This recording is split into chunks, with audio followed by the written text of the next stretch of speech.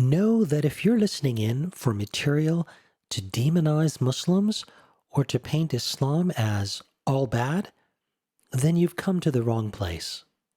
Depending on which source material from Islam that you follow, and depending on which tradition one uses to approach and to interpret the Quran, there exist several vastly different lived experiences and expressions of what Islam is.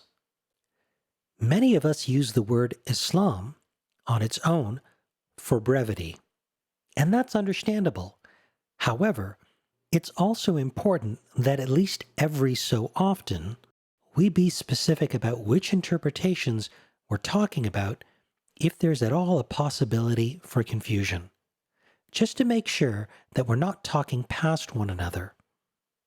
Even amongst themselves, Muslims often cannot agree on some of the key aspects of early Islamic history or even on the details regarding Muhammad's own life. Perhaps the closest definition for what Islam is the adage that Islam is the Quran. After all, everything else triggers disputes and cherry-picking amongst Muslims from different denominations. Personally, I do admire parts of Islam, or perhaps more accurately, what Islamic civilizations have helped to popularize. I appreciate that it has influenced and encouraged certain practices that have become common within Muslim majority communities. Granted, many of these positive aspects of Islam can be found in other religions and other cultural traditions that predate Islam. Personally, I do like the way Muslims that I know gather around and support those families who've just lost a loved one.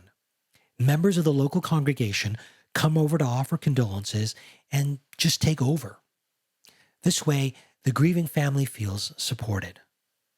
Or there's the emphasis on caring for and respecting our elderly, on charity, on the value of discipline and contentment with the simpler pleasures in life. There's an almost stoic acceptance of one's present condition in order to achieve happiness. Islam also places a strong emphasis on personal hygiene. And hey, that's a really good thing.